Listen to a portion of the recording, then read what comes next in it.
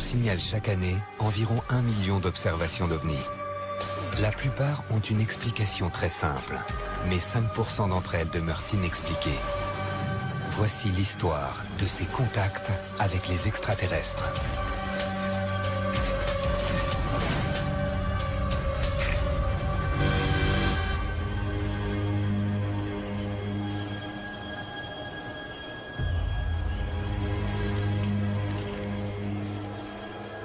Où est Ronnie?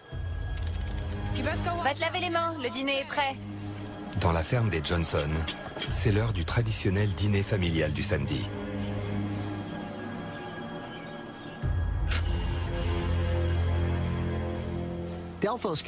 Delphos est un village isolé du Kansas.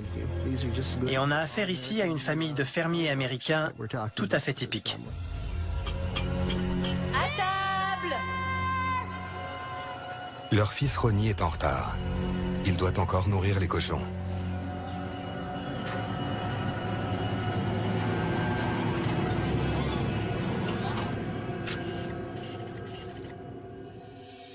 Ron Johnson, le principal témoin de cette affaire, a 16 ans à l'époque. Son chien Snowball est avec lui.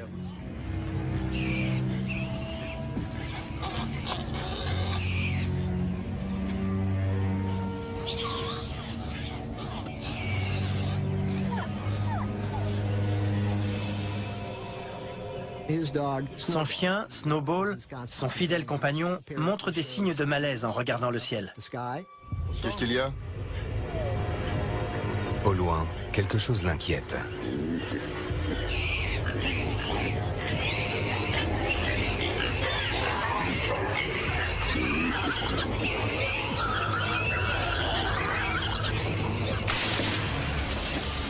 Ronnie entend quelque chose se briser à l'extérieur.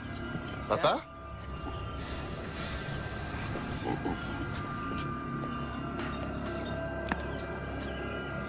Snowball!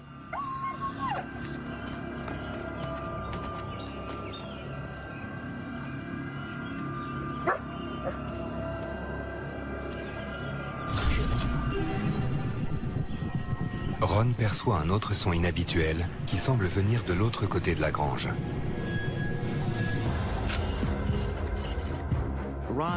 Ron a comparé le son qu'il a entendu à une machine à laver.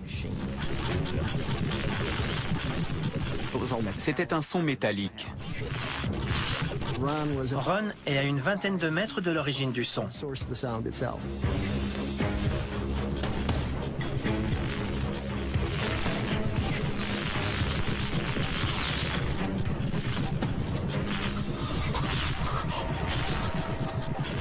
Il voit quelque chose d'étrange qui n'est pas très loin. Ronnie! À table!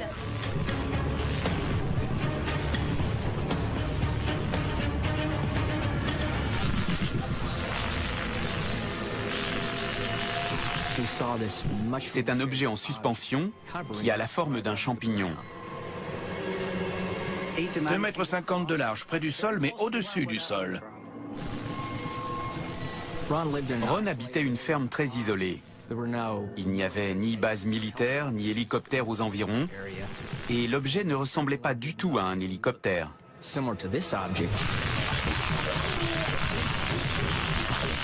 Ron l'a regardé attentivement, sans distinguer les détails, parce qu'il était très lumineux.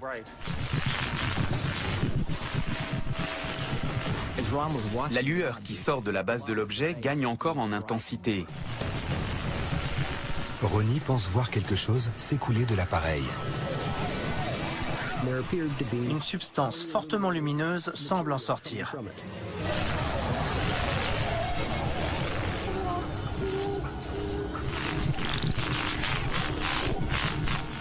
Au bout d'une minute ou deux, l'objet s'élève lentement dans les airs.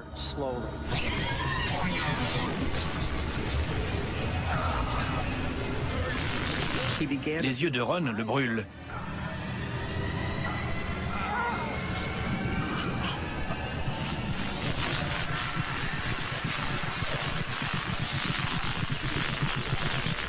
Et tout à coup, Ron ne voit plus rien.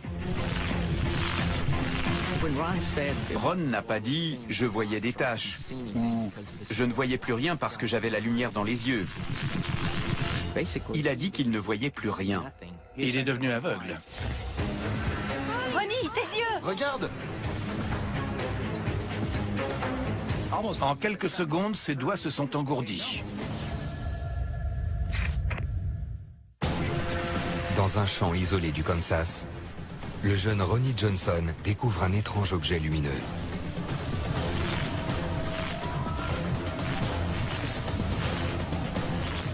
L'objet l'aveugle littéralement.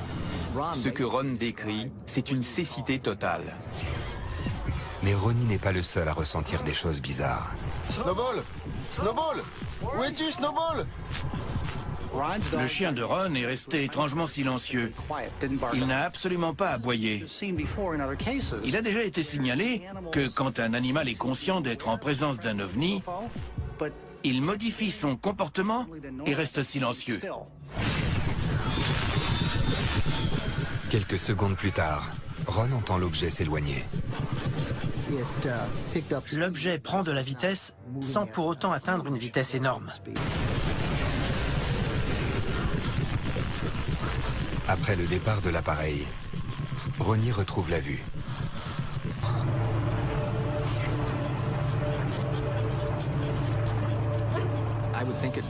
Je pense que son nerf optique a subi un choc important.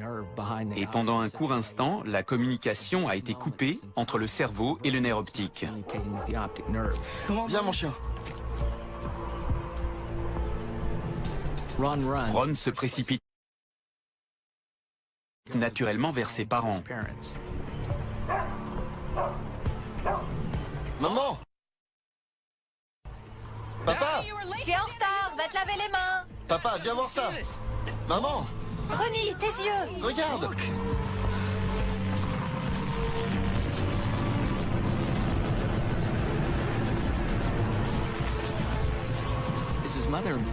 Les parents de Ron ont levé les yeux. Ils ont comparé ce qu'ils ont vu dans le ciel à des phares de voiture à une trentaine de mètres de distance. C'est quelque chose de beaucoup plus lumineux que la pleine lune. C'est impossible à confondre avec un corps céleste.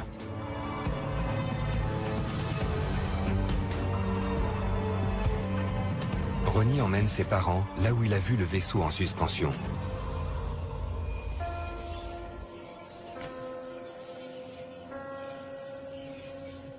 Il voit un cercle lumineux au sol.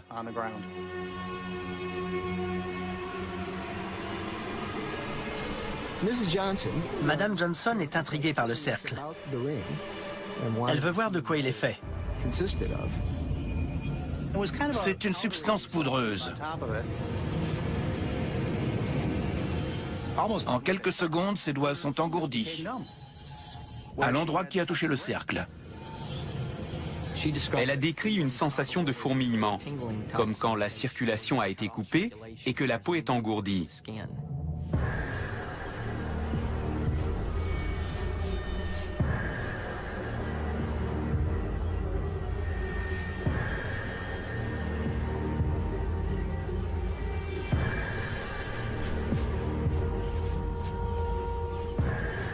Ça alors?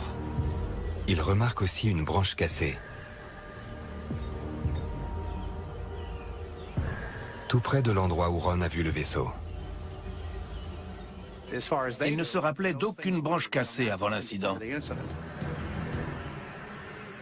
Ron se souvient du craquement qu'il a entendu depuis la grange.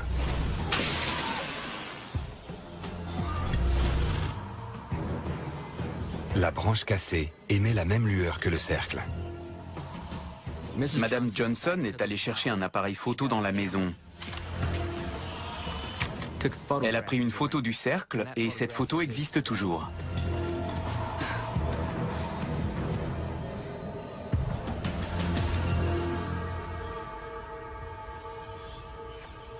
Le temps a passé et Ronnie a repris la ferme familiale. Mais pendant des années, il a été assailli de visiteurs qui voulaient découvrir le cercle lumineux. À la fin, il en a eu assez. Il a pris un tombereau de terre et il en a recouvert le cercle, ou ce qu'il en restait.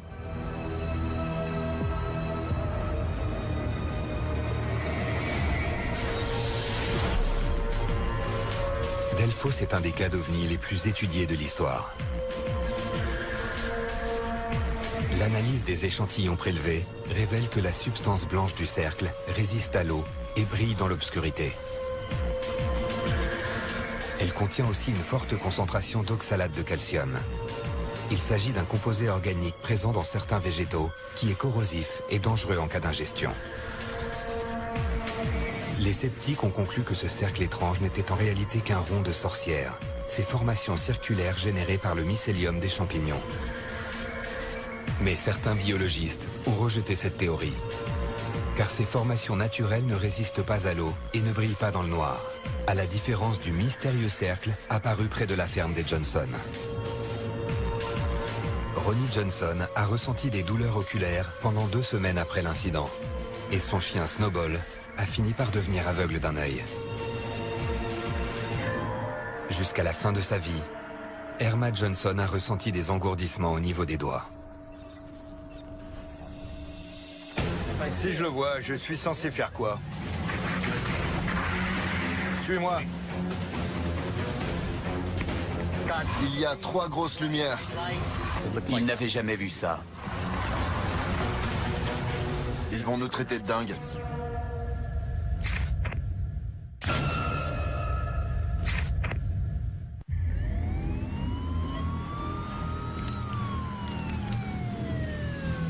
Dans la petite ville de Lebanon, dans l'Illinois, l'agent de police Ed Barton reçoit un appel radio pour le moins surprenant.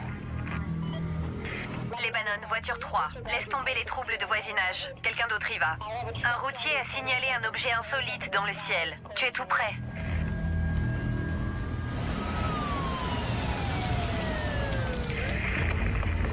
Le témoin a vu une maison de 2 étages dans le ciel. Si je le vois, je suis censé faire quoi? La personne qui a parlé d'une maison volante a aussi parlé de fenêtres, des ouvertures rectangulaires illuminées sur le côté de l'objet. Le témoin a parlé de lumière qui clignote. Ça vient vers toi. Ed, tu peux y aller? Il n'avait pas trop bu, ton routier? Non, il avait l'air sérieux. Tu peux vérifier ce véhicule suspect? Bien reçu, j'y vais.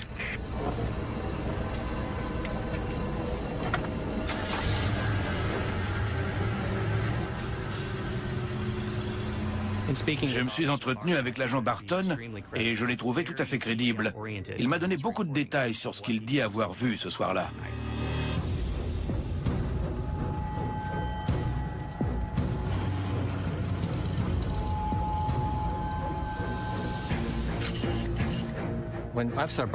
Barton était sur Whitticus Road quand il a vu 2 lumières au loin.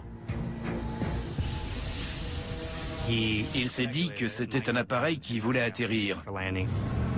À une quinzaine de kilomètres se trouve la plus grande base aérienne de l'Illinois. Tu peux demander à la base s'ils ont des appareils dans le coin? Il a pensé à un avion en difficulté. Bien reçu. Il savait qu'il se passait quelque chose d'important. À Shiloh, une ville voisine, un deuxième policier allume sa radio. C'est un gros truc, ça bouge très vite. Quelqu'un peut confirmer? Zut. J'y vais. Merci Dave. Voiture 4, en route pour Lebanon.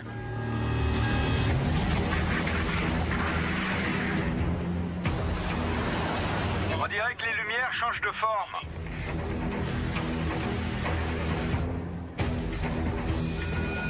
L'objet lui apparaissait désormais comme une seule grosse lumière très forte. Il a comparé ça au drapeau militaire japonais, avec des traits de lumière qui rayonnent vers l'extérieur.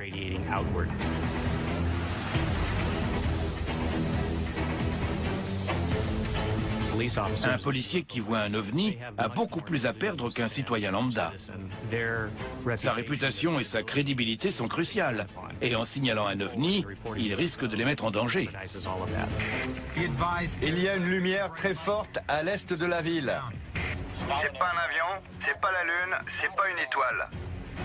C'était un objet non conventionnel.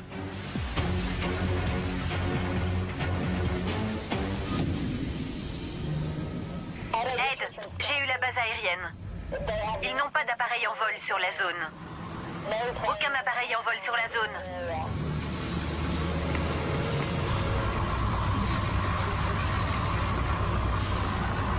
Ed, tu me reçois? Il n'avait jamais vu ça.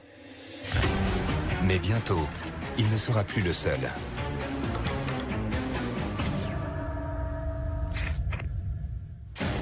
L'agent de police Ed Barton a reçu un appel à propos d'une étrange maison volante au-dessus de Lebanon, dans l'Illinois. Il y a une lumière très forte à l'est de la ville. Il découvre un aéronef qui semble changer de forme en quelques secondes. Un appareil qui se métamorphose, qui change de forme, cela fait des décennies que ça apparaît dans les signalements d'OVNI. J'ignore ce qui se trame dans les projets de recherche militaire secrets, mais cet aspect-là me semble au-delà de la technologie humaine.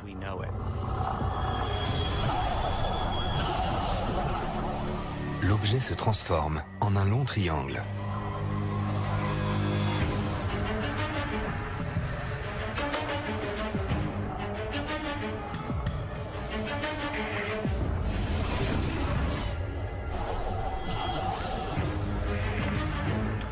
Puis, il a vu l'appareil virer à plat.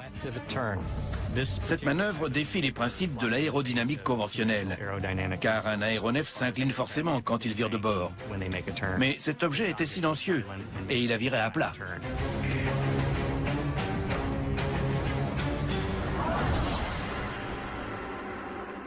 Puis en un clin d'œil, il semble s'être déplacé de 10 km vers le sud-ouest. Ed, tu as localisé la lumière? Tout indique que l'on avait affaire à un système de propulsion beaucoup plus avancé que de simples moteurs à réaction. Il est possible qu'un aéronef se soit rendu invisible au moment où un autre appareil, à plusieurs kilomètres de là, devenait visible. Il va vers l'ouest. Il doit survoler la base aérienne. L'agent de Shiloh devrait pouvoir le voir.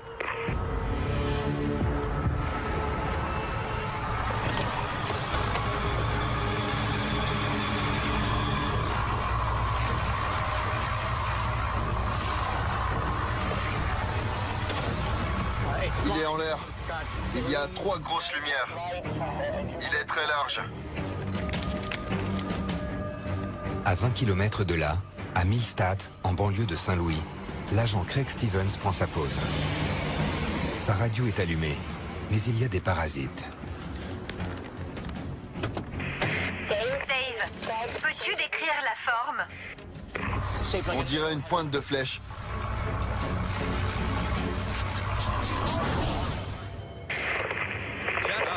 Il va vers l'est. Millstadt, voiture 1. L'agent Craig Stevens est appelé lui aussi. Millstadt, voiture 1. Un appareil non identifié se dirige vers toi. Il devrait être au-dessus de toi.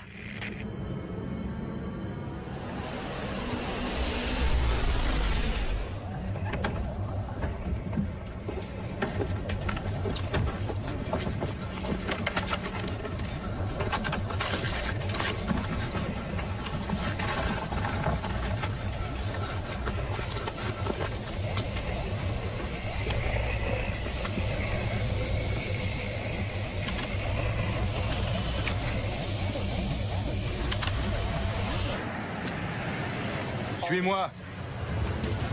Martin et Barton cherchent un endroit en hauteur pour apercevoir à nouveau l'appareil.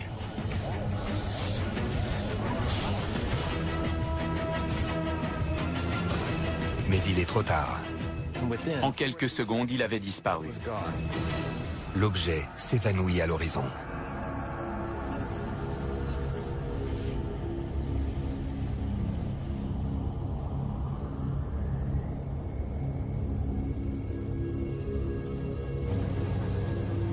Un avion furtif? Non, et c'est pas un arrière.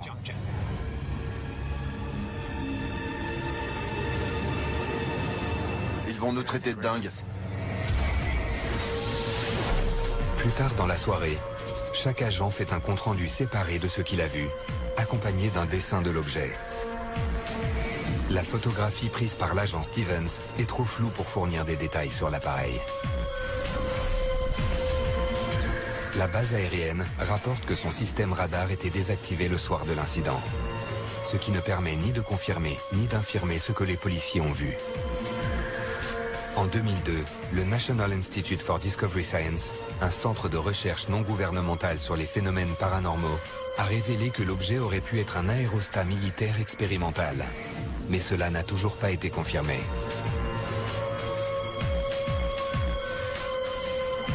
À la date de février 2012, le Centre américain de signalement des ovnis avait reçu près de 7000 signalements d'aéronefs triangulaires aux États-Unis.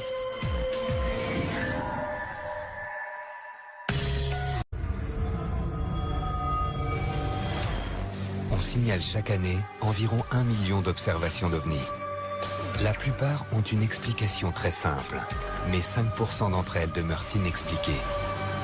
Voici l'histoire de ces contacts avec les extraterrestres.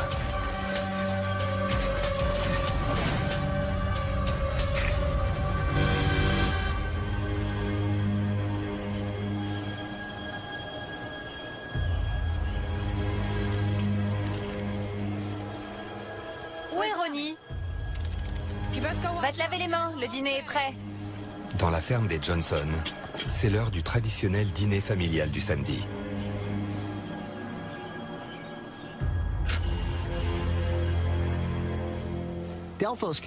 Delphos est un village isolé du Kansas.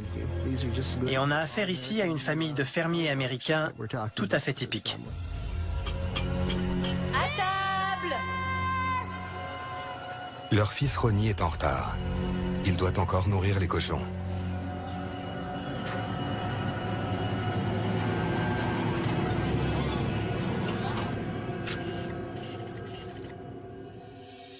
Ron Johnson, le principal témoin de cette affaire, a 16 ans à l'époque.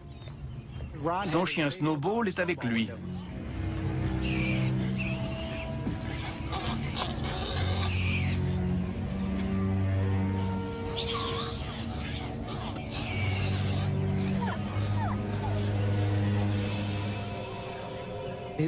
Son chien, Snowball, son fidèle compagnon, montre des signes de malaise en regardant le ciel. Qu'est-ce qu'il y a? Au loin, quelque chose l'inquiète.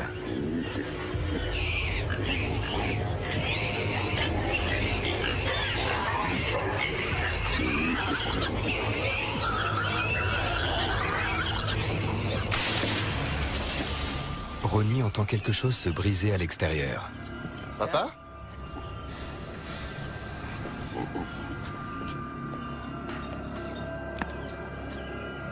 Snowball!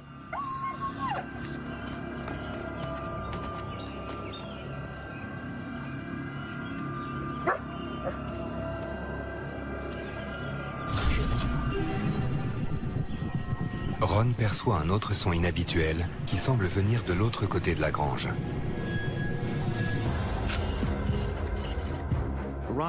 Ron a comparé le son qu'il a entendu à une machine à laver. C'était un son métallique. Ron est à une vingtaine de mètres de l'origine du son.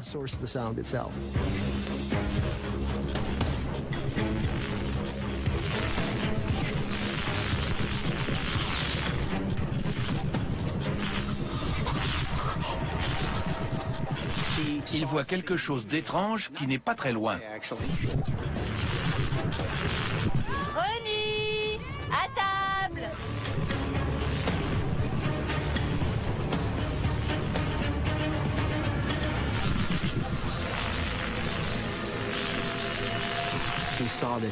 C'est un objet en suspension qui a la forme d'un champignon. 2,50 m de large, près du sol, mais au-dessus du sol. Ron habitait une ferme très isolée. Il n'y avait ni base militaire, ni hélicoptère aux environs, et l'objet ne ressemblait pas du tout à un hélicoptère.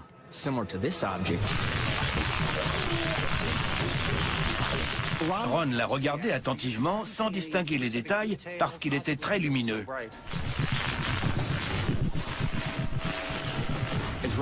La lueur qui sort de la base de l'objet gagne encore en intensité. Ronnie pense voir quelque chose s'écouler de l'appareil. Une substance fortement lumineuse semble en sortir.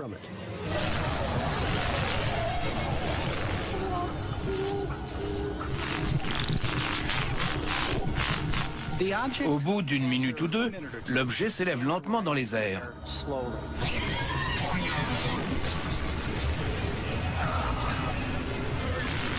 Les yeux de Ron le brûlent.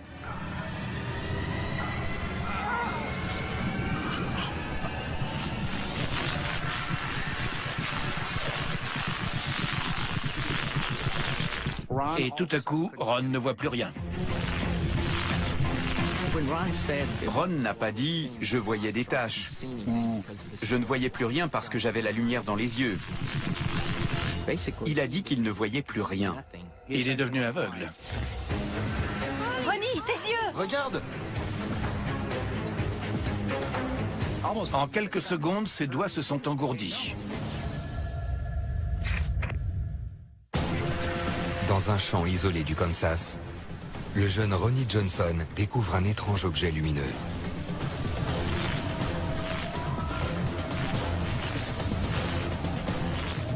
L'objet l'aveugle littéralement. Ce que Ron décrit, c'est une cécité totale. Mais Ronnie n'est pas le seul à ressentir des choses bizarres. Snowball! Snowball! Où es-tu, Snowball? Le chien de Ron est resté étrangement silencieux. Il n'a absolument pas aboyé. Il a déjà été signalé que quand un animal est conscient d'être en présence d'un ovni, il modifie son comportement et reste silencieux. Quelques secondes plus tard, Ron entend l'objet s'éloigner.